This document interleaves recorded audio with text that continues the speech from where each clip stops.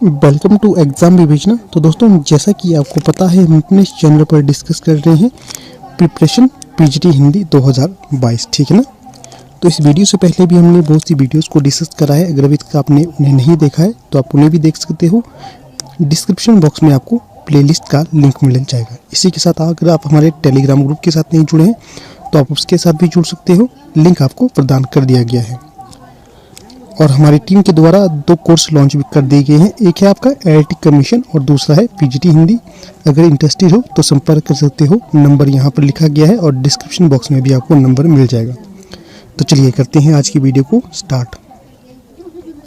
तो यहाँ पर जो पहला प्रश्न पूछा गया है, सघन कुंज छाया सुखद शीतल मंद समीर किसकी काव्य पंक्तियाँ हैं? विकल्प में है पद्माकर, बिहारी, घनानंद, रसखान। तो चलिए सही उत्तर का चयन कीजिए। ये जो प्रश्न पत्र है पीजीटी हिंदी 2016 का है। जो एचपी में पीजीटी हिंदी 2016 हुआ था ना, उसका प्रश्न पत्र है ये। इसे हम डिवाइड करेंगे, छोटे छोटे पार्ट में डिस्कस करेंगे और जब अंत में एक आपको मर्ज वीडियो मैं दे दूंगा, ठीक है ना। तो आपको फ़ायदा रहेगा इसका। तो चलिए सही उत्तर का चयन करें। यहाँ पर क्या सही उत्तर होगा? तो यहाँ पर जो सही विकल्प होगा, उत्तर होगा, तो वो होगा विकल्प बी, सघन कुंज छाया सुखद शीतल मंद समीर। ये पंक्ति हो जाएगी बिहारी की। पहले का सही विकल्प बी हो जाएगा। अगला प्रश्न है 2, खड़ी बोली को अन्य किस नाम से भी जाना जाता है? विकल्प में है बांगरू, कौरवी, मेरठी, पेशाची। तो चलिए यहाँ पर भी अपना उत्तर का चयन कीजिए। मेरे उत्तर देने से पहले आपने उत्तर देना है या किसी पेज पर लिखना है। इससे आपका मूल्यांकन भी हो जाएगा, ठीक है। तो जो दूसरे प्रश्न का सही विकल्प हो जाएगा तो वो कौरवी होगा। खड़ी बोली को अन्य नाम से जाना जाता है तो वो होगा कौरवी। अगला प्रश्न है 3, राजा लक्ष्मण सिंह किस तरह की हिंदी के पक्षधर थे? चलिए बताइए। हिंदुस्तानी, दक्षिणी हिंदी, संस्कृतनिष्ठ हिंदी, उर्दू मिश्रित हिंदी। तीसरे का क्या सही विकल्प होगा? तो ये हो जाएगा तीसरे का सी, संस्कृतनिष्ठ हिंदी के पक्षधर थे राजा लक्ष्मण सिंह। अगर आपसे कई बार ये प्रश्न पूछा जाए कि जो राजा शिव प्रसाद सितारे हिंद थे वो किस प्रकार की हिंदी के पक्षधर थे, तो वो हिंदुस्तानी हिंदी के पक्षधर थे। हिंदुस्तानी हिंदी से मेरा तात्पर्य है उर्दू मिश्रित हिंदी, जिसमें उर्दू के शब्द अधिक देखने को मिलते थे। इस प्रकार की हिंदी के पक्षधर थे राजा शिव प्रसाद सितारे हिंद, ठीक है। और कई बार ये प्रश्न भी बनता है कि जो राजा शिव प्रसाद है, इन्हें सितारे हिंद की उपाधि किसके द्वारा दी गई थी? तो अंग्रेज़ों के द्वारा उन्हें सितारे हिंद की उपाधि दी गई थी। सितारे हिंद की उपाधि देने के पश्चात जो भारतेंदु थे, पहले उन्हें हरिश्चंद्र जी कहते थे, पर उन्हें सितारे हिंद को उपाधि देने के पश्चात भारतेंदु की उपाधि प्रदान की गई थी। ये भी महत्वपूर्ण है, याद रखना। अगला प्रश्न है यहाँ पर 4, इसमें पूछा गया है भक्ति ध्वनि संप्रदाय के प्रवर्तक कौन हैं? तो जो ध्वनि संप्रदाय है तो इसके प्रवर्तक का नाम बताना है। विकल्प में है मम्मट, क्षेमेंद्र, भोजराज या आनंदवर्धन। चौथे का सही विकल्प बताइए, क्या सही उत्तर होगा यहाँ पर? तो यहाँ पर सही विकल्प हो जाएगा आनंदवर्धन। जो आनंदवर्धन थे, इनके द्वारा ध्वनि संप्रदाय का प्रवर्तन किया गया था। अगला प्रश्न है 5, इसमें पूछा गया है प्रतिभा को काव्य रचना में किसके अंतर्गत रखा जाता है? तो जो प्रतिभा है बताना है किसके अंतर्गत इसे रखा जाता है। विकल्प में है काव्य लक्षण, काव्य हेतु, काव्य प्रयोजन, काव्य आत्मा। चलिए 5वें का सही विकल्प बताइए क्या होगा? तो ये हो जाएगा विकल्प भी, काव्य हेतु के अंतर्गत प्रतिभा को रखा जाता है। अगला प्रश्न है 6, काव्य शास्त्रीय आचार्यों का कालक्रमानुसार सही अनुक्रम कौन सा होगा? तो यहाँ पर आपके समक्ष 4 विकल्प दिए गए हैं। विकल्प ए बता देता हूँ, बामन, अभिनव गुप्त, मम्मट या आनंदवर्धन। इन्हें आगे पीछे किया गया है, आपको यहाँ पर सही विकल्प का चयन करना है। तो यहाँ पर 6ठे प्रश्न का सही उत्तर हो जाएगा विकल्प डी। सबसे पहले बामन आएंगे, फिर आनंदवर्धन, फिर अभिनव गुप्त आएंगे और सबसे अंत में मम्मट आएंगे, ठीक है। 6ठे का सही विकल्प डी होगा।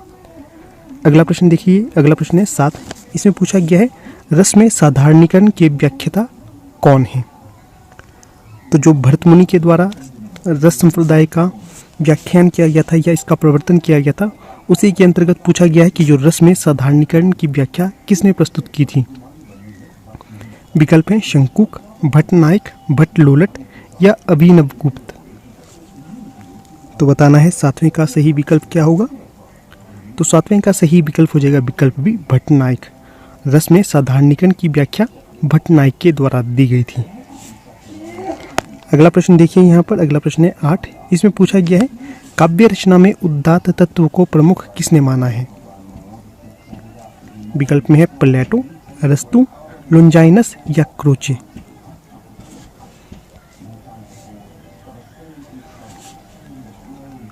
तो सही विकल्प हो जाएगा 8वें का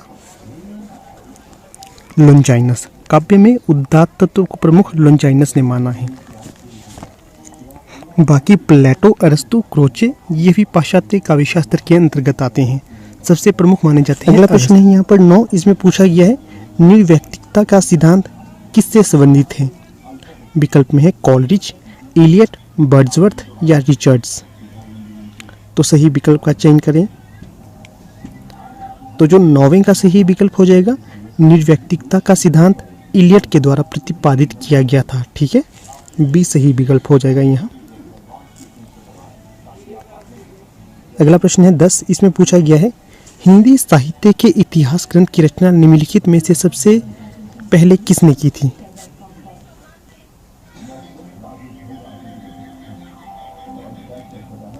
तो चलिए सही उत्तर का चयन करें। विकल्प बता देता हूं, जॉर्ज ग्रियर्सन, शिव सिंह सेंगर, मिश्र बंधु या रामचंद्र शुक्ल। तो 10वें का सही विकल्प हो जाएगा शिव सिंह सेंगर के द्वारा हिंदी साहित्य के इतिहास ग्रंथ की रचना सबसे पहले की गई थी विकल्पों के अनुसार। अगर कभी गारसा दत्तासी दिया जाए तो वहाँ पर गारसा दत्तासी होंगे, पर यहाँ पर गारसा दत्तासी का विकल्प नहीं है, तो शिव सिंह सेंगर यहाँ पर हो जाएंगे। 10 का सही विकल्प बी। अगला प्रश्न है 11। इसमें पूछा गया है चंद बरदाई को हिंदी का प्रथम महाकवि किसने माना है। विकल्प में है रामचंद्र शुक्ल, हजारी प्रसाद द्विवेदी, रामकुमार वर्मा या डॉक्टर नगेंद्र। तो 11 का सही विकल्प चयन करें।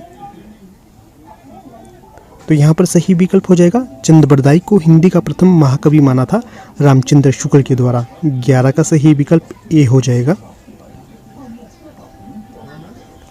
अगला प्रश्न देखिए 12। मिश्र बंधुओं के अनुसार हिंदी का प्रथम गद्य लेखक कौन है। बहुत सुंदर प्रश्न है दोस्तों ये वाला।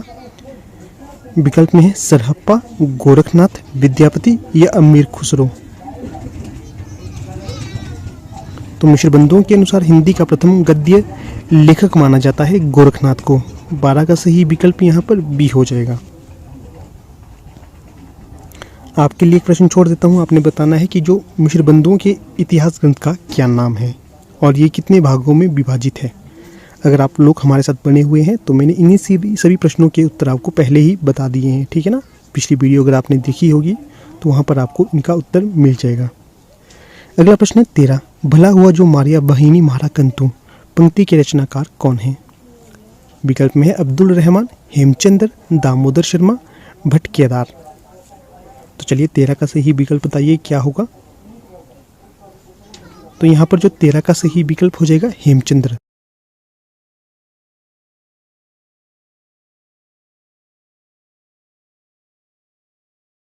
अगला प्रश्न है यहाँ पर 14। इसमें पूछा गया है कविता कौमुदी के संग्रहकर्ता कौन है।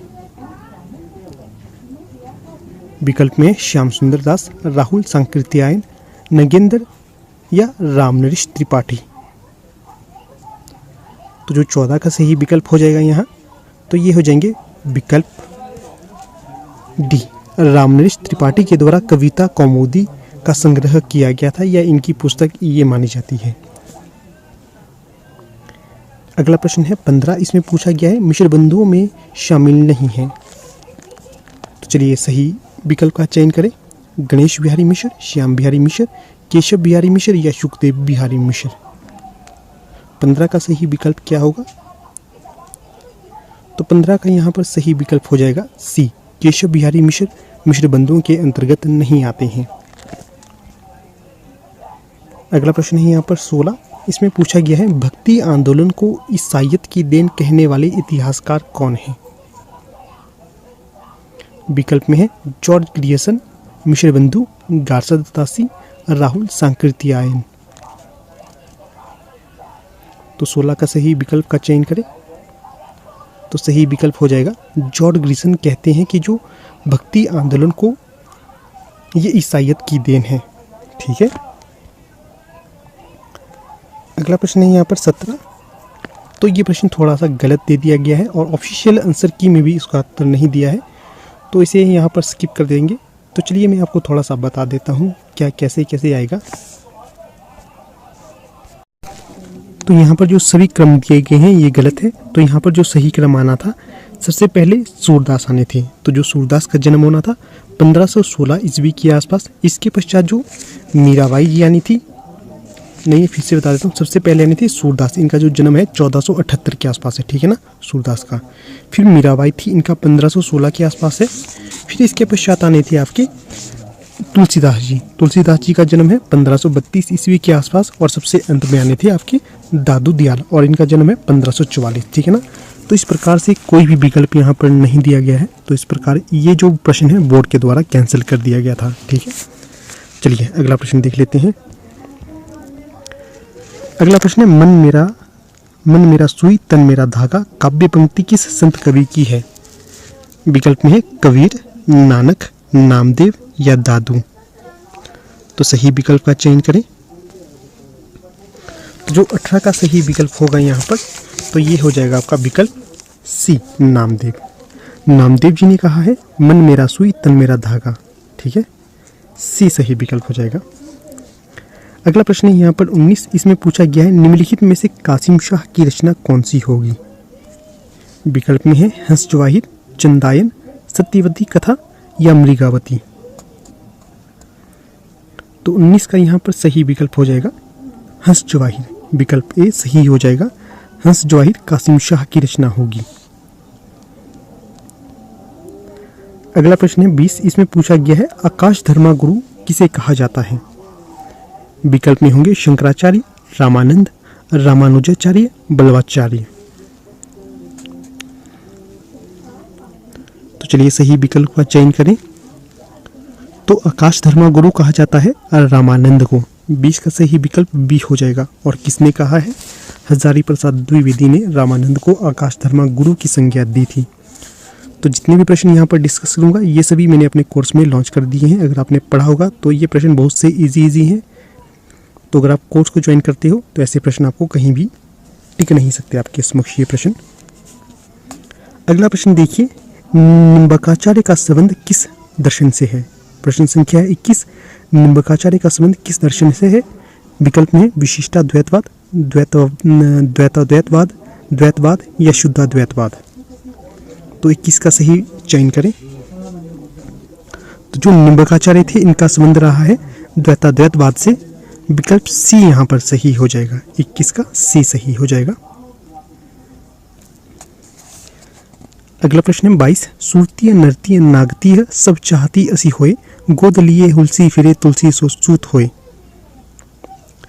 तो उपयुक्त दोहा किस कवि का है। तो यहाँ पर 22 का सही विकल्प बताइए, सूरदास, तुलसीदास, रहीम या रसखान। तो जो 22 का सही विकल्प यहाँ पर हो जाएगा तो ये हो जाएगा विकल्प सी, रहीम। रहीम की ये उक्ति हो जाएगी। तो यहाँ पर आपको मैं इस दोहे की कथा बता देता हूँ। एक बार ऐसा होता है कि जो एक गरीब ब्राह्मण था वो अपनी पुत्री का विवाह करने के लिए बहुत ही चिंतित था कि वो किस प्रकार से अपनी पुत्री का विवाह करे।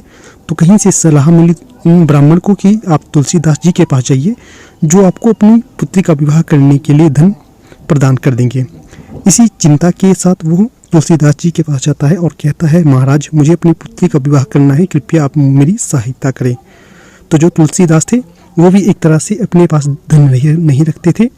तो उन्हें एकदम से स्मरण आया कि जो उनके एक मित्र हैं रहीम, वे उन ब्राह्मण को रहीम के पास भेज देते हैं और वहाँ से वे उन्हें धन प्रदान कर देते हैं। तो उसी समय तुलसीदास ने उन ब्राह्मण के पास एक पंक्ति लिख कर दी थी। तुलसीदास ने लिखा था, सुरतीय नृत्य नागतीय सब चाहती असी होए। तो जो ये पंक्ति कही थी तुलसीदास ने एक पत्र में लिखकर उस गरीब ब्राह्मण को दी थी, और जो गरीब ब्राह्मण था वो ये पंक्ति लेकर रहीम जी के पास गए और रहीम जी ने उस पंक्ति के नीचे एक और पंक्ति जोड़ दी, गोद लिए हुलसी फिरे तुलसी सो सूत होए।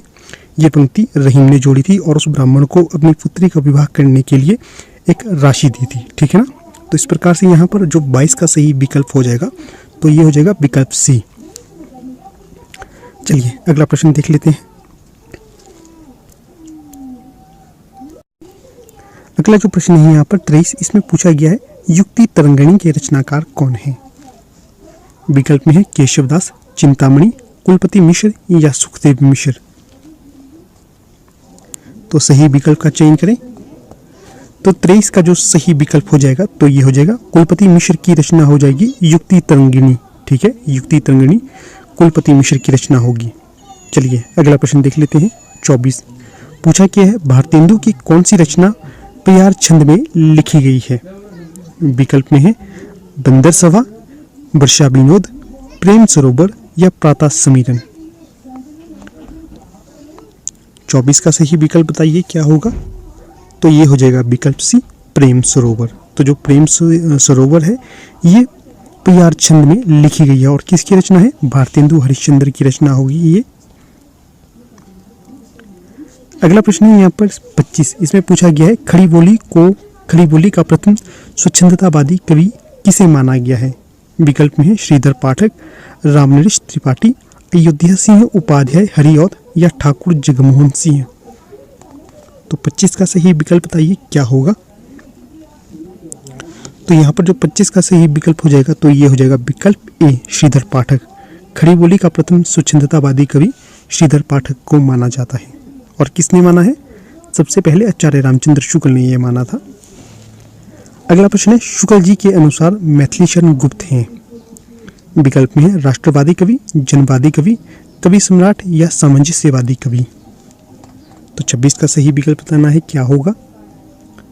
तो 26 का सही विकल्प होगा विकल्प डी, सामंजस्यवादी कवि। हाँ दोस्तों, मैं आपको वीडियो को लाइक शेयर करने के लिए नहीं कहता हूँ, किंतु आपको वीडियो को लाइक शेयर और सब्सक्राइब चैनल को अवश्य करना है। अपने मित्रों को इसे ज़्यादा ज़्यादा शेयर करना है, ठीक है ना। अगला प्रश्न देखिए। अगला प्रश्न है 27, इसमें पूछा गया है प्रकाशन काल के अनुसार निम्नलिखित कृतियों का सही अनुक्रम क्या होगा। तो 4 विकल्प आपके समक्ष दिए गए हैं। तो पहला विकल्प पढ़ के सुना देता हूँ, आंसू ग्रंथि यामा बेला। तो बताइए ये रचना अनुक्रम के अनुसार कैसी होंगी, कौन सा सही विकल्प होगा यहाँ पर। तो यहाँ पर 27 का सही विकल्प हो जाएगा विकल्प बी, सबसे पहले ग्रंथि, उसके पश्चात आंसू, फिर यामा और सबसे अंत में बेला। 27 का सही विकल्प बी हो जाएगा। अगला प्रश्न है यहाँ पर 28, इसमें पूछा गया है तार सप्तक के कवियों में शामिल नहीं है। विकल्प में है सच्चिदानंद, हीरानंद, बादशाहन अज्ञे, नेमिचंद्र जैन, रामविलास शर्मा, शमशेर बहादुर सिंह। 28 का सही विकल्प बताइए कौन से तार सप्तक में सम्मिलित नहीं है। यहाँ तार सप्तक का अभिप्राय है जो प्रथम तार सप्तक 1943 में प्रकाशित हुआ था उसमें कौन शामिल नहीं थे। वैसे तो सभी तार सप्तक के अंतर्गत आते हैं, पर प्रथम तार सप्तक की बात कर रहा हूँ मैं यहाँ पर। तो 28 का सही विकल्प यहाँ पर डी हो जाएगा। तो कई बार ये प्रश्न भी पूछा जाता है कि जो तार सप्तक को प्रथम तार सप्तक कहा जाता है क्या नहीं। तो दोस्तों नहीं कहा जाता तार सप्तक को प्रथम तार सप्तक को तार सप्तक ही कहा जाता है। तो जो अज्ञे जी थे, नेमिचंद्र जैन थे, रामविलास शर्मा थे, ये तार सप्तक के अंतर्गत आते हैं। और जो शमशेर बहादुर सिंह हैं ये दूसरे तार सप्तक के अंतर्गत आते हैं। तो यहाँ से आपको एक तथ्य और बता देता हूँ, जो अज्ञे जी हैं इनका आपको पूरा नाम याद रखना है। अगर कभी आप इंटरव्यू में जाएंगे तो वहाँ पर आपसे प्रश्न पूछा जा सकता है कि जो अज्ञे का पूरा नाम क्या है। अगर आपने याद नहीं रखा होगा तो आप वहाँ पर हड़बड़ा जाएंगे और गलत उत्तर दे देंगे। तो अज्ञे जी का पूरा नाम है सच्चिदानंद, हीरानंद, बादशाहन अज्ञे। ये 4 नाम आते हैं इनके नाम में। पहले आएंगे सच्चिदानंद, फिर हीरानंद, फिर बादशाहन, फिर अज्ञे, ठीक है ना। ये याद रखना आपने, प्रश्न भी पूछा जा सकता है आपसे कई बार ये। तो चलिए अगला प्रश्न देख लेते हैं। हाँ दोस्तों, अगर मैं वीडियो को थोड़ा धीरे बोलता हूँ या फास्ट बोलता हूँ, आप अपने हिसाब से इसे ठीक करिएगा। इसकी स्पीड को कम या ज़्यादा कर सकते हैं आप। अगला प्रश्न है 29। इसमें पूछा गया है नई कविता नाम किसके द्वारा दिया गया था। विकल्प में है अज्ञे, गजानंद माधव मुक्तिबोध, मलयज या शमशेर बहादुर सिंह। तो 29 का सही विकल्प हो जाएगा सच्चिदानंद हीरानंद बादशाह अज्ञे के द्वारा नई कविता नाम दिया गया था। 29 का सही विकल्प ए हो जाएगा। अगला प्रश्न है 30। इसमें पूछा गया है हिंदी संदर्भ और प्रकृति आलोचना पुस्तक के लेखक हैं। विकल्प में है देवशंकर अवस्थी, राजेंद्र यादव, नामवर सिंह, मधुरेश।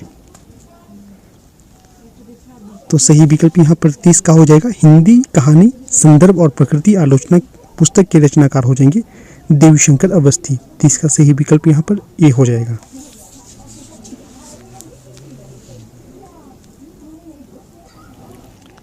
अगला प्रश्न यहाँ पर हो जाएगा 31। इसमें पूछा गया है फोर्ट विलियम कॉलेज कलकत्ता का स्थापना वर्ष क्या है। विकल्प में है 1800 ईस्वी, 1805 ईस्वी, 1807 ईस्वी या 1810 ईस्वी। बहुत सुंदर प्रश्न है दोस्तों ये वाला। आशा करता हूँ कि सभी इसके सही उत्तर देंगे। ठीक है, तो चलिए 31 का सही विकल्प बताइए क्या होगा यहाँ पर। तो 31 का सही विकल्प हो जाएगा विकल्प ए। 1800 ईस्वी में फोर्ट विलियम कॉलेज की स्थापना की गई थी। और कहाँ पर की गई थी? कलकत्ता में की गई थी। किसके द्वारा की गई थी? लॉर्ड बेलेजली के द्वारा की गई थी। और क्यों की गई थी? टीपू सुल्तान पर विजय प्राप्त करने के उपरांत। ठीक है, और जो जॉन ग्लिकराज थे ये पहले अध्यक्ष इसके थे। ठीक है ना, ये भी याद रखिएगा। अगला प्रश्न है 32। प्रजा हितैषी अखबार कहाँ से निकलता था। विकल्प में है बनारस, कलकत्ता, आगरा या लखनऊ। सही विकल्प बताइए क्या होगा। तो 32 का सही विकल्प हो जाएगा सी, आगरा। जो प्रजा हितैषी अखबार था ये आगरा से निकलता था। 32 का सही विकल्प सी हो जाएगा। अगला प्रश्न है यहाँ पर 33। इसमें पूछा गया है प्रसाद का कौन सा नाटक राजतरंगिणी पर आधारित है। विकल्प में है विशाख, कामना, करुणालय, अजातशत्रु। तो यहाँ पर जो 33 का सही विकल्प हो जाएगा तो ये हो जाएगा विकल्प ए, विशाख। तो जो विशाख है जयशंकर प्रसाद का नाटक है और राजतरंगिणी पर आधारित है ये। बाकी कामना, करुणालय और अजातशत्रु ये भी प्रसाद जी के ही नाटक हैं। अगला प्रश्न है 34। धरती धन ना अपना उपन्यास के लेखक कौन होंगे। बहुत सुंदर प्रश्न है दोस्तों ये वाला। अगर आपने अभी तक ये जो उपन्यास है नहीं पढ़ा है तो मैं आपको रेकमेंड करूँगा आप एक बार इसे अवश्य पढ़िए। बहुत सुंदर उपन्यास है। ये दलितों के ऊपर आधारित है और ये पंजाब प्रांत है वहाँ से संबंधित उपन्यास है। 34 का यहाँ पर सही विकल्प हो जाएगा विकल्प बी, जगदीश चंद्र। अगला प्रश्न है 35। रिपोर्टाज किस भाषा का शब्द है। विकल्प में है जर्मन, फ्रांसीसी, अंग्रेजी या हिंदी। तो यहाँ पर 35 का सही विकल्प बताइए। तो 35 का सही विकल्प हो जाएगा फ्रांसीसी भाषा का शब्द होगा रिपोर्टाज। अगला प्रश्न है 36। भाषा संवर्धनी सभा के संस्थापक कौन थे। तो जो भाषा संवर्धनी सभा के संस्थापक कौन थे पूछा गया है। विकल्प में भारतेंदु हरिश्चंद्र, महात्मा गांधी, बाबू तोताराम या प्रेमचंद। तो 36 का सही विकल्प हो जाएगा बाबू तोताराम के द्वारा भाषा संवर्धनी सभा की स्थापना की गई थी। अगला प्रश्न है 37। पूछा गया है निम्नलिखित में से ज्ञानपीठ पुरस्कार सर्वप्रथम किसको मिला था। ये हिंदी साहित्य से बात की गई है। ठीक है, विकल्प में है जयशंकर प्रसाद, सुमित्रानंदन पंत, अज्ञे या महादेवी वर्मा। तो यहाँ पर जो सही विकल्प हो जाएगा सुमित्रानंदन पंत, इन्हें ज्ञानपीठ पुरस्कार से सर्वप्रथम नवाजा गया था। तो जो सुमित्रानंदन पंत थे ये उत्तराखंड से संबंध रखते हैं। ठीक है, उत्तराखंड के अल्मोड़ा में इनका जन्म माना जाता है, कुमाऊं के अंतर्गत। अल्मोड़ा या कुमाऊं है, मुझे पूरा याद नहीं आ रहा है इस टाइम। और कई बार ये पूछा जाता है कि जो प्रकृति का सुकुमार कवि किसे कहा जाता है, तो ये सुमित्रानंदन पंत को ही कहा जाता है। तो यहाँ पर 37 का सही विकल्प बी हो जाएगा। अगला जो प्रश्न है 38। इसमें पूछा गया है निम्नलिखित में बंगाल के अकाल पर आधारित उपन्यास कौन सा है? निम्नलिखित में से बंगाल के अकाल पर आधारित उपन्यास कौन सा होगा? आनंद मठ, सुहाग के नूपुर, दुख मोचन या विषाद मठ? तो सही विकल्प यहाँ पर हो जाएगा विकल्प डी, विषाद मठ। ये बंगाल के अकाल पर आधारित उपन्यास है। अगला प्रश्न है 29, कहानी नई कहानी पुस्तक के लेखक कौन होंगे? विकल्प में है देवीशंकर अवस्थी, राजेंद्र यादव, नामवर सिंह या अज्ञे जी। तो कहानी नई कहानी पुस्तक के लेखक होंगे डॉक्टर नामवर सिंह। ये इनकी आलोचनात्मक पुस्तक मानी जाती है। 39 का सही विकल्प सी हो जाएगा। अगला प्रश्न है 40, हिंदी में सानेट का प्रयोग सर्वप्रथम किसने किया? विकल्प में है शिवमंगल सिंह सुमन, त्रिलोचन शास्त्री, शमशेर बहादुर सिंह, केदारनाथ अग्रवाल।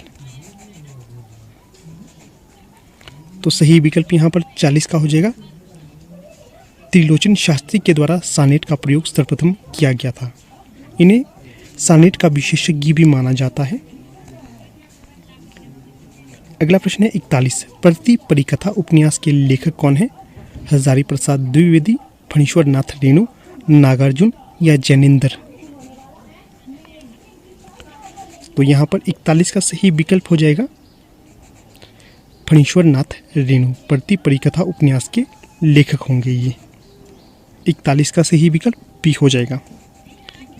इसके पश्चात आपको एक प्रश्न छोड़ देता हूँ, आपने बताना है बाणभट्ट की आत्मकथा ये किसकी रचना है और इसकी विधा क्या है? ये दो प्रश्न आपके लिए छोड़ देता हूँ, ये दोनों आपने कमेंट में अवश्य बताने हैं। अगला प्रश्न है यहाँ पर 42, इसमें पूछा गया है आस्था के चरण किसके निबंधों का संग्रह है? विकल्प में है निर्मल वर्मा, रामविलास शर्मा, विद्यानिवास मिश्र या डॉक्टर नगेंद्र। तो यहाँ पर 42 का सही चयन करें, क्या होगा?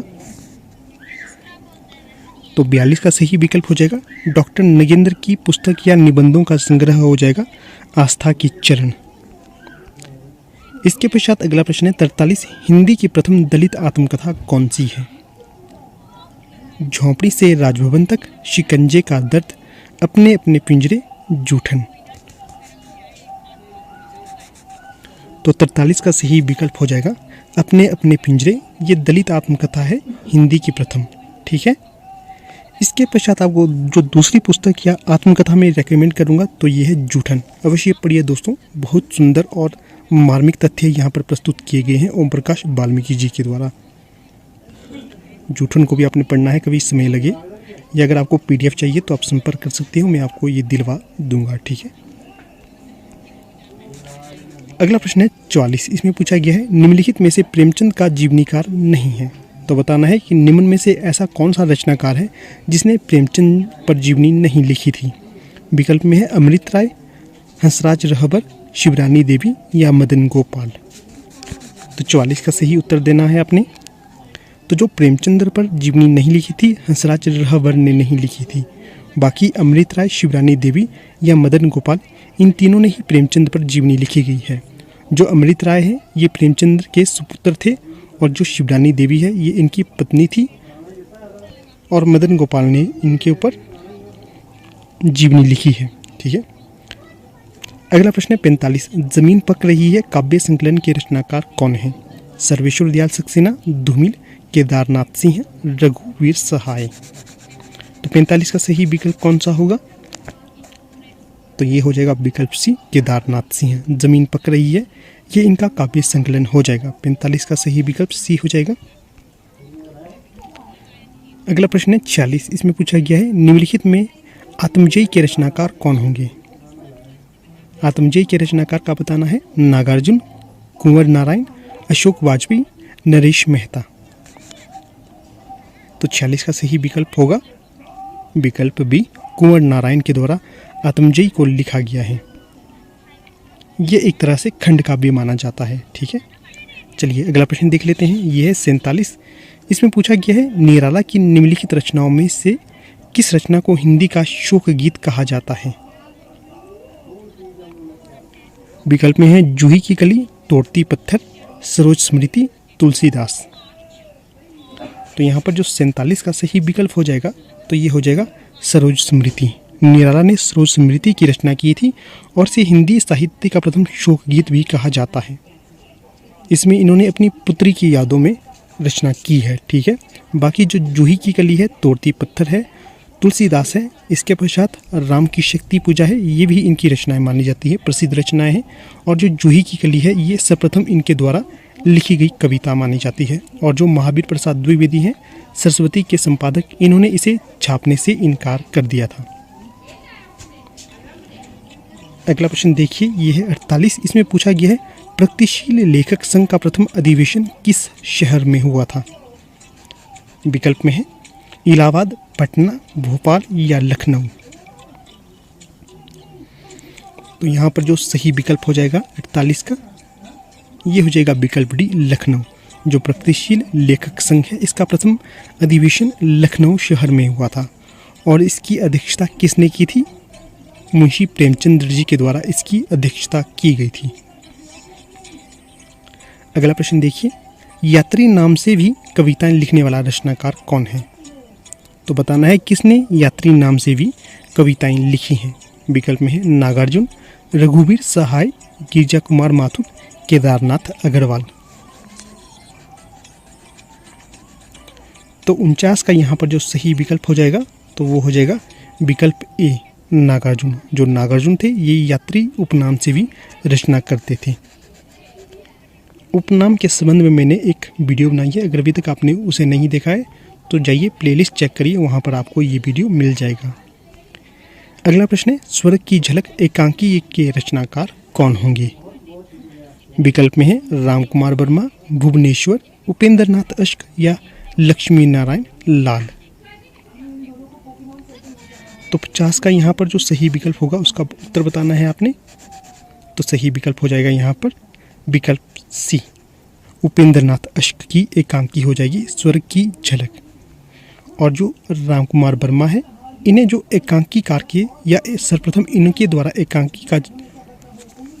एकांकी को जन्म दिया था ऐसा माना जाता है राम कुमार वर्मा के द्वारा। ठीक है, बाकी जो भुवनेश्वर है इनकी जो तांबे की कीड़ है प्रसिद्ध एकांकी है। और जो लक्ष्मी नारायण लाल है इनकी जो प्रसिद्ध नाटक रचना मानी जाती है तो ये है मिस्टर अभिमन्यु, ये भी याद रखना है। अगला प्रश्न है 51। इसमें पूछा गया है हिंदी साहित्य 20वीं शताब्दी के रचयिता कौन होंगे? विकल्प में है निर्मला जैन, नंद दुलारे वाजपेयी, नामवर सिंह या बच्चन सिंह। तो 51 का जो यहाँ पर सही विकल्प हो जाएगा तो वो हो जाएगा विकल्प भी, नंद दुलारे वाजपेयी की रचना हो जाएगी हिंदी साहित्य 20वीं शताब्दी। अगला प्रश्न है 52। एक साहित्यिक की डायरी के रचनाकार कौन होंगे? विकल्प में है सर्वेश्वर दयाल सक्सेना, शमशेर बहादुर सिंह, गजानंद माधव मुक्तिबोध, रघुवीर सहाय। तो 52 का यहाँ पर सही विकल्प हो जाएगा सी, गजानंद माधव मुक्तिबोध की रचना हो जाएगी एक साहित्यिक की डायरी। इसके पश्चात आपको आज का तीसरा प्रश्न छोड़ देता हूँ। आपने बताना है कि जो अंधेरे में एक फैंटासी में रचित कविता है ये किसकी रचना होगी अंधेरे में? अगला प्रश्न है 53। इसमें पूछा गया है किस रचना पर केदारनाथ सिंह को भारतीय ज्ञानपीठ पुरस्कार मिला था? तो जो ये प्रश्न है पूर्णतः गलत है। यहाँ पर जो आना था, यहाँ पर जो ज्ञानपीठ पुरस्कार है केदारनाथ सिंह को नहीं दिया गया है। तो यहाँ पर अगर आता कि केदारनाथ सिंह को किस रचना पर व्यास पुरस्कार दिया गया था तो ये हो जाता आपका उत्तर कबीर और अन्य कविताएं। ये लिखिए दोस्तों इसे, उत्तर कबीर और अन्य कविताओं पर क्या है, उत्तर कबीर और अन्य कविताएं, इस पर मिला था केदारनाथ सिंह को व्यास पुरस्कार। ठीक है, इसके पश्चात अगर पूछा जाता कि जो साहित्य अकादमी पुरस्कार केदारनाथ सिंह को किस रचना पर मिला है तो ये हो जाना था अकाल में सारस। ठीक है, इसको याद रखना है। अगला प्रश्न है यहाँ पर 54। इसमें पूछा गया है चंद हसीनों के खतूत के लेखक कौन होंगे?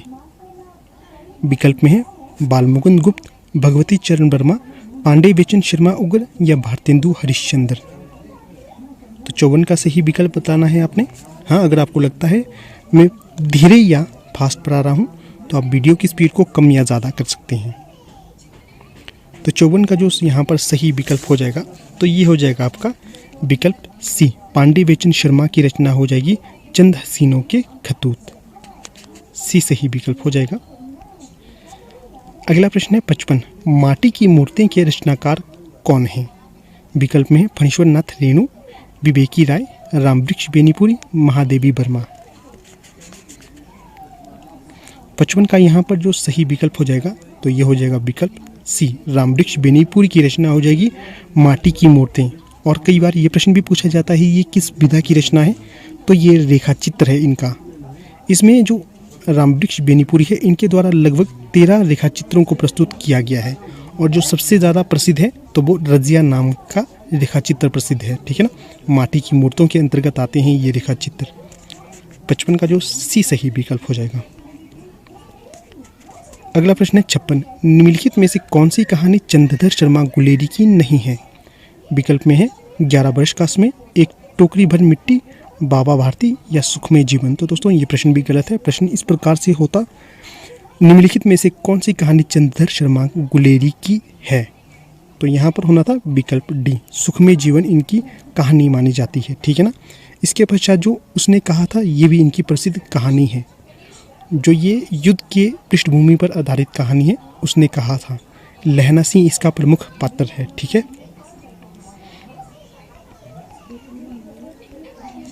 यहाँ से आपको आज का चौथा प्रश्न छोड़ता हूँ। आपने बताना है कि जो 11 वर्ष का समय है ये किसकी कहानी है, ठीक है। अगला प्रश्न देखिए 57, इसमें पूछा गया है ग्लोबल गांव का देवता के रचनाकार कौन होंगे? विकल्प में है संजीव, राकेश वत्स, रणेंद्र या चित्रा मुदगल। तो 57 का सही विकल्प यहाँ पर हो जाएंगे विकल्प सी, रणेंद्र ग्लोबल गांव के देवता के रचनाकार होंगे। अगला प्रश्न है 58, हिंदी यात्रा संस्मरण आखिरी चट्टान तक के लेखक कौन है? चलिए सही उत्तर का चयन करें। तो यहाँ पर जो सही विकल्प हो जाएगा मोहन राकेश, बी सही विकल्प हो जाएगा। अगला प्रश्न है जमाने में हम आत्मकथा के रचनाकार कौन हैं? मनु भंडारी, कृष्णा सोबती, निर्मला जैन या मैत्रेयी पुष्पा। 59 का सही उत्तर दीजिए। तो जो जमाने में हम आत्मकथा के रचनाकार होंगे निर्मला जैन। 59 का सही विकल्प सी हो जाएगा। अगला प्रश्न है 60, निम्नलिखित संस्मरणों का सही अनुक्रम कौन सा होगा? तो यहाँ पर जो सही विकल्प होगा तो वो होगा विकल्प डी, पद्म पराग सबसे पहले, फिर जंगल के जीव, फिर हमारे आराध्य और सबसे अंत में आएंगे पथ के साथी। 60 का सही विकल्प यहाँ पर डी हो जाएगा।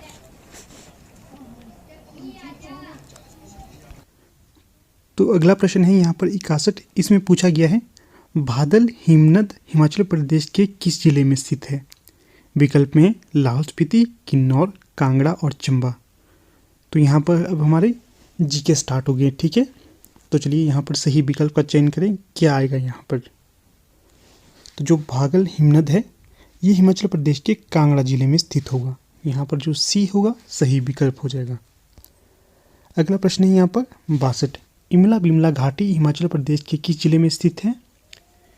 विकल्प में है चंबा, कुल्लू, मंडी या शिमला।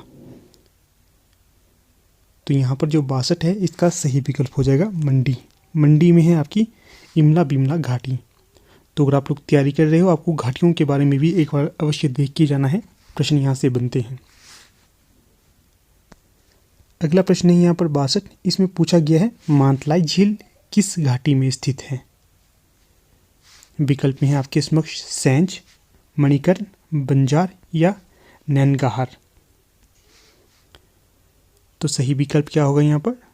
तो सही विकल्प हो जाएगा विकल्प बी, जो मानतलाई झील है ये मणिकर्ण घाटी में स्थित है, ठीक है। मणिकर्ण कुल्लू में स्थित है, इसका भी ध्यान रखिएगा।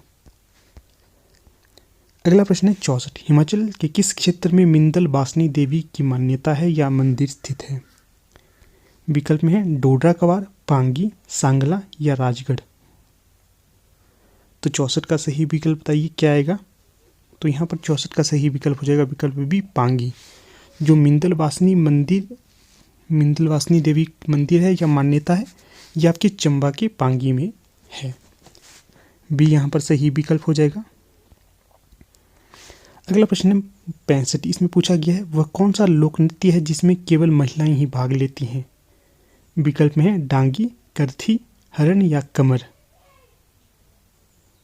तो यहाँ पर सही विकल्प हो जाएगा विकल्प बी, डांगी वह लोक नृत्य है जिसमें केवल महिलाएं ही भाग लेती हैं। 65 का सही विकल्प यहाँ पर ए हो जाएगा। अगला प्रश्न है 66, इसमें पूछा गया है हिमाचल प्रदेश की पहाड़ी रियासतों में निम्नलिखित में से किसे प्राचीन मान्यता प्राप्त नहीं थी या प्राचीन पहाड़ी रियासत नहीं थी। विकल्प में है चंबा, कांगड़ा, कुल्लू या सुकेत। तो 66 का सही विकल्प यहाँ पर हो जाएगा सुकेत। जो सुकेत है ये प्राचीन पहाड़ी रियासतों में शामिल नहीं थी, बाकी चंबा, कांगड़ा और कुल्लू थी। अगला प्रश्न है 67, इसमें पूछा गया है 1948 में जब हिमाचल प्रदेश बना तो कौन सा जिला क्षेत्रफल के हिसाब से सबसे बड़ा था। ये पूछा गया है 1948 के हिसाब से, ठीक है ना। विकल्प में है मंडी, महासू, सिरमौर या चंबा। तो ये सही विकल्प हो जाएगा विकल्प भी महासू। 1948 में जब हिमाचल प्रदेश बना तो महासू जिला क्षेत्रफल के हिसाब से सबसे बड़ा जिला बना था। अगला प्रश्न है यहाँ पर 68, इसमें पूछा गया है 2011 की जनगणना के अनुसार हिमाचल प्रदेश के किस जिले का लिंगानुपात सबसे अधिक है। विकल्प में है हमीरपुर, कांगड़ा, मंडी या चंबा। तो बताइए 68 का सही विकल्प क्या होगा। तो 68 का सही विकल्प हो जाएगा विकल्प ए, हमीरपुर। ठीक है, चलिए अगला प्रश्न देख लेते हैं। अगला प्रश्न है राजीव गांधी ग्रामीण विद्युतीकरण के अंतर्गत केंद्र सरकार द्वारा कितने प्रतिशत राशि अनुदान के लिए दी जाती है। विकल्प में है 80%, 85%, 90% या 95%। तो यहाँ पर जो सही विकल्प हो जाएगा विकल्प सी, राजीव गांधी ग्रामीण विद्युतीकरण के अंतर्गत केंद्र सरकार के द्वारा 90% राशि प्रदान की जाती है। अगला प्रश्न है 70, इसमें पूछा गया है भेड़ व ऊन के विकास हेतु सरकारी भेड़ प्रजनन फार्म हमीरपुर जिले में किस स्थान पर स्थित है। विकल्प में है नेरी, ताल, डिडवी, टिक्कर या रैल। तो सही विकल्प यहाँ क्या होगा, यहाँ पर 70 का। तो सही विकल्प हो जाएगा ताल में यह भेड़ प्रजनन स्थित होगा। ठीक है ना। अगला प्रश्न है यहाँ पर 71, इसमें पूछा गया है सुगम्य भारत अभियान निम्नलिखित में से किससे संबंधित है। विकल्प में है अनुसूचित जातियों से, अनुसूचित जनजातियों से या शारीरिक रूप से अक्षम व्यक्तियों से या परित्यक्ता महिलाओं से। 71 का सही विकल्प क्या होगा।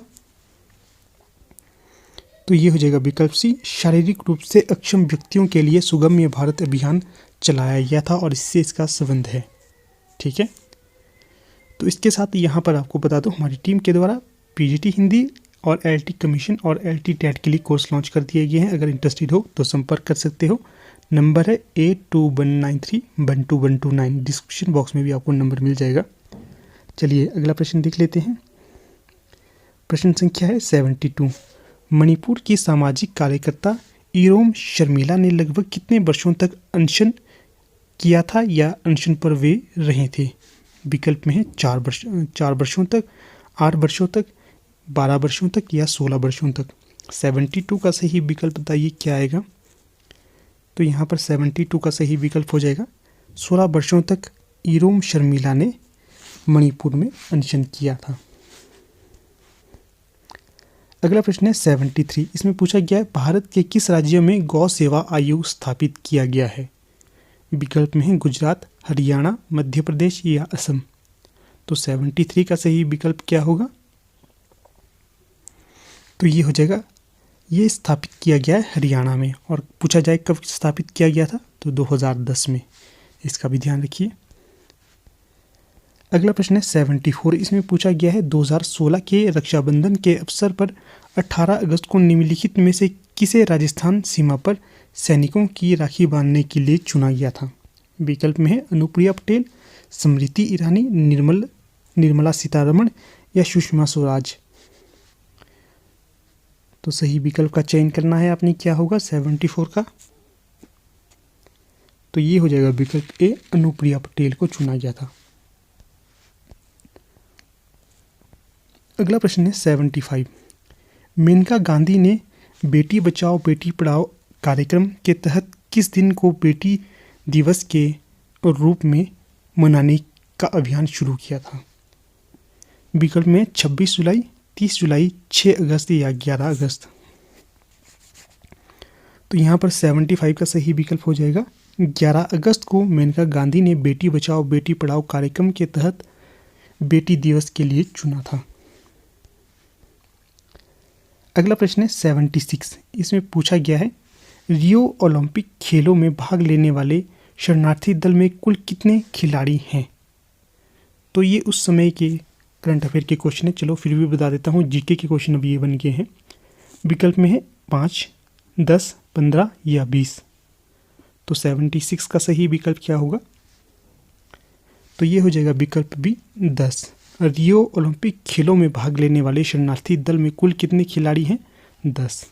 76 का सही विकल्प यहाँ पर बी हो जाएगा। अगला प्रश्न है 77। तो इसमें आपसे पूछा गया है 15 अगस्त 2016 को संयुक्त राष्ट्र संघ ने किसके सम्मान में एक स्टैंप जारी किया? विकल्प में है उस्ताद अजमत अली खान, AR रहमान, MS सुब्बालक्ष्मी या अमिताभ बच्चन। तो 77 का सही विकल्प क्या होगा? तो ये हो जाएगा विकल्प सी, MS सुब्बालक्ष्मी के लिए स्टैम्प पेपर जारी कर दिया था 2016 में संयुक्त राष्ट्र संघ के द्वारा। इसे भी ध्यान रखिएगा, ये अब जीके के प्रश्न बन गए हैं, इसलिए ये महत्वपूर्ण हो जाते हैं आपकी आगामी परीक्षा के लिए। अगला प्रश्न है 78। कोमागाटा मारू घटना जिसमें लगभग 20 भारतीय कलकत्ता बंदरगाह पर भारतीय ब्रिटिश पुलिस के हाथों मारे गए किस वर्ष घटित हुई थी? विकल्प में है 1910, 1914, 1916 या 1919। 78 का सही विकल्प क्या होगा बताइए? तो 78 का सही विकल्प यहाँ पर हो जाएगा विकल्प बी 1914। कोमागाटा मारू घटना ये 1914 में घटित हुई थी, जिसमें लगभग 20 भारतीय कलकत्ता बंदरगाह पर भारतीय ब्रिटिश पुलिस के हाथों मारे गए थे। अगला प्रश्न है यहाँ पर 79। इसमें पूछा गया है क्यूबा के राष्ट्रपति राउल कास्त्रो रूज वहाँ के महान क्रांतिकारी और भूतपूर्व राष्ट्रपति फिडेल कास्त्रो के क्या लगते हैं? देखो कितना सुंदर प्रश्न है। क्यूबा के राष्ट्रपति, क्यूबा देश है, वहाँ के राष्ट्रपति राउल कास्त्रो रूज वहाँ के महान क्रांतिकारी और भूतपूर्व राष्ट्रपति फिदेल कास्त्रो के क्या लगते हैं? तो ये पूछा गया है। विकल्प में है पुत्र, भाई, पौत्र या इनमें से कोई नहीं। तो 79 का सही विकल्प क्या होगा? तो ये हो जाएगा विकल्प बी, ये भाई लगते हैं। ठीक है। अगला प्रश्न है 80। इसमें पूछा गया है ब्रिटेन में जून 2016 को हुए जनमत संग्रह में लगभग कितने प्रतिशत वोट यूरोपीय संघ को छोड़ने के पक्ष में पड़े थे? विकल्प में है 51.9%, 52.63%, 54.47% या 55.92%। तो 80 का सही विकल्प क्या होगा? तो ये हो जाएगा विकल्प ए 51.9%। ब्रिटेन में जून 2016 को हुए जनमत संग्रह में 51.9% वोट यूरोपीय संघ को छोड़ने के पक्ष में पड़े थे। तो ये भी प्रश्न बन सकता है। तो ये जनमत संग्रह कब किया गया था? जून 2016 को, याद रखिएगा। अब ये जीके के क्वेश्चन है, महत्वपूर्ण क्वेश्चन है। अगला प्रश्न है 81। निम्न में से कौन सी हिंदी की उपभाषा नहीं है? विकल्प हैं राजस्थानी हिंदी, पंजाबी हिंदी, बिहारी हिंदी या पहाड़ी हिंदी। तो 81 का सही विकल्प का चयन करें। तो यहाँ पर जो सही विकल्प हो जाएगा तो ये हो जाएगा विकल्प भी, पंजाबी हिंदी हिंदी की उपभाषाओं के अंतर्गत नहीं आती है। बाकी राजस्थानी हिंदी आती है, बिहारी हिंदी आती है और पहाड़ी हिंदी भी आती है। अगला प्रश्न है यहाँ पर 82। इसमें पूछा गया है निम्नलिखित में से कौन सी पश्चिमी हिंदी की बोली नहीं है। विकल्प में है कौरवी, ब्रजभाषा, बुंदेली या बघेली। तो 82 का सही विकल्प बताइए क्या आएगा। तो ये हो जाएगा विकल्प डी, बघेली जो है ये आपकी पश्चिमी हिंदी के अंतर्गत नहीं आती है, बाकी कौरवी, बुंदेली और ब्रजभाषा आती हैं। अगला प्रश्न है 83। पूछा गया है निम्न में से कौन सी ध्वनि सघोष ध्वनि है। कौन सी ध्वनि सघोष ध्वनि है। विकल्प में है ह, श, श, स। तो सही विकल्प का उत्तर बताइए। तो 83 का यहाँ पर सही विकल्प हो जाएगा विकल्प ए, जो ह है यह सघोष ध्वनि नहीं है, बाकी सभी होंगी। अगला प्रश्न है यहाँ पर 84। प्रारंभ शब्द में प्र वर्ण का स्वरूप है। तो बताइए क्या होगा 84 का। तो जो प्रारंभ वर्ण है इसमें प्र वर्ण का स्वरूप होगा, तो वो हो जाएगा विकल्प सी के अनुसार। जो प है इसमें हलंत लगेगा, फिर जमा, फिर र। इस प्रकार से प्र वर्ण का स्वरूप होगा। ठीक है, चलिए अगला प्रश्न देख लेते हैं 85। इसमें पूछा गया है निम्नलिखित में से कौन सा कवि आदिकाल से संबंधित नहीं है। विकल्प में है अमीर खुसरो, विद्यापति, हेमचंद्र या गदाधर भट्ट। तो चलिए ये प्रश्न आपके लिए छोड़ देता हूँ मैं, आपने बताना है इसका सही उत्तर क्या होगा 85 का। अगला प्रश्न है 86। इसमें पूछा गया है निम्नलिखित में से कौन सा कवि रासो ग्रंथकार नहीं है। विकल्प में है विद्याधर, भट्ट, केदार, श्रीधर और जगनिक। तो 86 का यहाँ पर सही विकल्प हो जाएगा जो विद्याधर थे ये रासो ग्रंथकार के तौर पर नहीं जाने जाते हैं, बाकी भट्ट, केदार, श्रीधर और जगनिक ये तीनों ही रासो ग्रंथकार के तौर पर जाने जाते हैं। अगला प्रश्न है यहाँ पर 87। संविधान के किस अनुच्छेद में हिंदी को राजभाषा का दर्जा दिया गया है। विकल्प में है 342, 343(1), 344 या 345। तो 87 का सही विकल्प बताइए क्या होगा।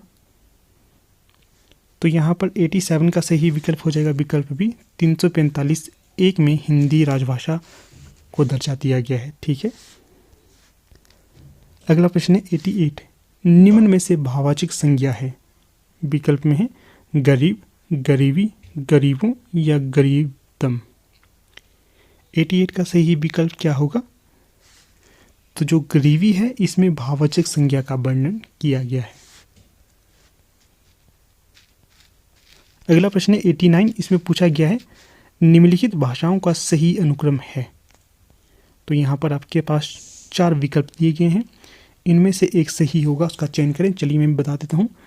जैसे प्राकृति, जो प्राकृत, पाली, अपभ्रंश, अभट्ट है, इनमें से सही का आपने चयन करना है, कौन सा सबसे पहले आया है और कौन सा सबसे अंत में। तो यहाँ पर जो सही विकल्प हो जाएगा तो वो होगा विकल्प डी, सबसे पहले प्राकृत, फिर सबसे पहले पाली, फिर प्राकृत, फिर अपभ्रंश और सबसे अंत में अभट्ट। अगर इससे पहले संस्कृत आती तो संस्कृत को हम इससे पहले रखते। ठीक है, और इसके पश्चात अगर हिंदी आती तो हम हिंदी को इसके पश्चात रखते, इसका भी ध्यान रखिएगा। अगला प्रश्न है 90। इसमें पूछा गया है संविधान की किस अनुसूची का संबंध भाषाओं से है। विकल्प में है 7वीं, 8वीं, 9वीं या 10वीं। तो 90 का सही विकल्प क्या होगा। तो ये हो जाएगा विकल्प बी, जो संविधान की 8वीं अनुसूची है इसका संबंध भाषाओं से रहा है। बी सही विकल्प हो जाएगा यहाँ पर। तो अगला प्रश्न है यहाँ पर 90। उन्नयन में संधि विच्छेद क्या होगा। उत्जमानयन, उनजमानयन, उनजमानयन या उत्जमानयन। 91 का सही विकल्प बताइए क्या होगा। तो 91 का सही विकल्प यहाँ पर हो जाएगा विकल्प ए, उत्जमानयन। उन्नयन का सही संधि विच्छेद हो जाएगा। तो दोस्तों आज की इस वीडियो का हम टारगेट रखते हैं 50 लाइक का। जितना जल्दी आप इस टारगेट को कंप्लीट कर लेंगे उसके पश्चात इसी प्रकार की वीडियो में आपके सामने लेकर आऊँगा, अर्थात HP PGT हिंदी की नेक्स्ट प्रीवियस ईयर की वीडियो आपके समक्ष लाऊंगा, ठीक है ना। तो इसका लाइक याद रखिए, 50 लाइक इसमें कंप्लीट होने चाहिए, उसके पश्चात आपको एक नई वीडियो मिल जाएगी। अगला प्रश्न है 92। भाषा वह साधन है जिसके द्वारा मनुष्य अपने विचार दूसरों पर भली भांति प्रकट कर सकता है। ये कथन किसका है? विकल्प में है रामचंद्र शुक्ल, जॉन गिलक्राइस्ट, कामता प्रसाद गुरु या जॉर्ज ग्रियर्सन। तो सही विकल्प यहाँ पर क्या आएगा?